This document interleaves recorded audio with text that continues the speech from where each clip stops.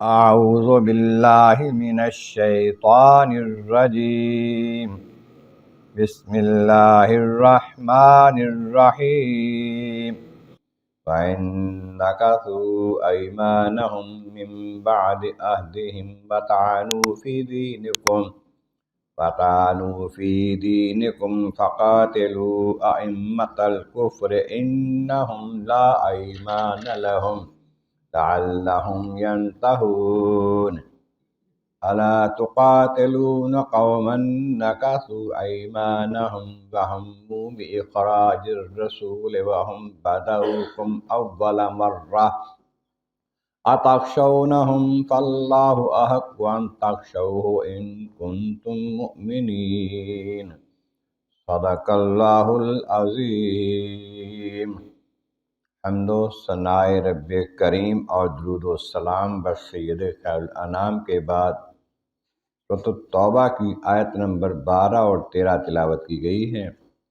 جو 10ویں پارے کے 8ویں رکوع میں ہے۔ اس سے پہلی آیات بینات میں بتایا گیا کہ یہ لوگ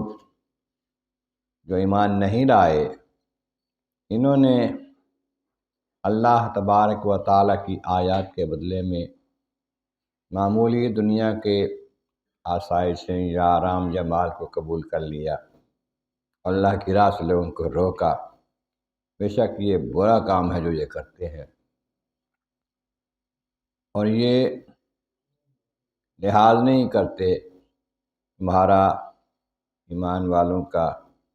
نہ اس لحاظ سے کہ تمہارے کو رشتہ دار ہیں،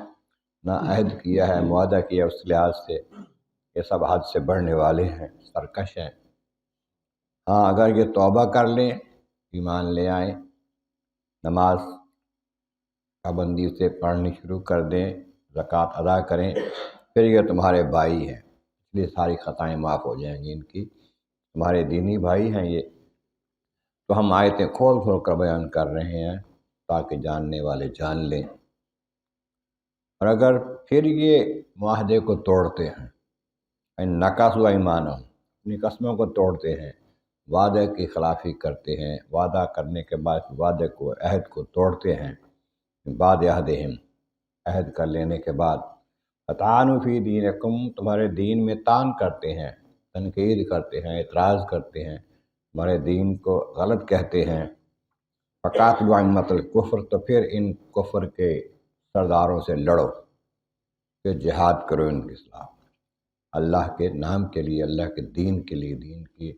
وہ سربلندی کے لیے۔ انہم لا ایمان لہم، ان کا کوئی عہد نہیں ہے، کوئی قسم نہیں ہے ان کی جس پر اعتماد کیا جائے، اللہم ینتہون، تاکہ وہ باز آ جائیں اپنے سرکشی سے، عہد توڑنے سے، وعدے کے خلاف کرنے سے باز آ جائیں،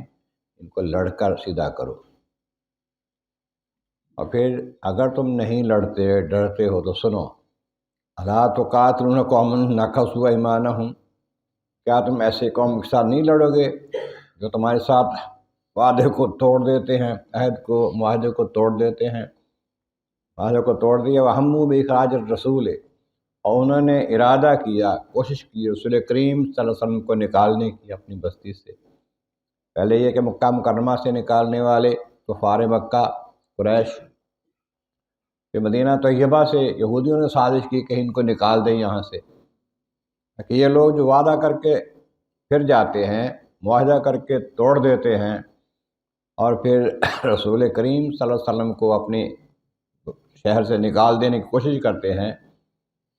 ہم بدؤکم اول مرہ، اور وہ پہل ہی کرتے ہیں تمہارے خلاف ہر وقت۔ تم تو پہل نہیں کرتی مسلمانوں، لیکن وہ ہر وقت تمہارے خلاف کوئی نہ کوئی سازش کرتے ہیں، وعدہ توڑتے ہیں، پہل کرتے رہتے ہیں۔ اتخشونہم، کیا تم پھر ان سے ڈرتے رہو گے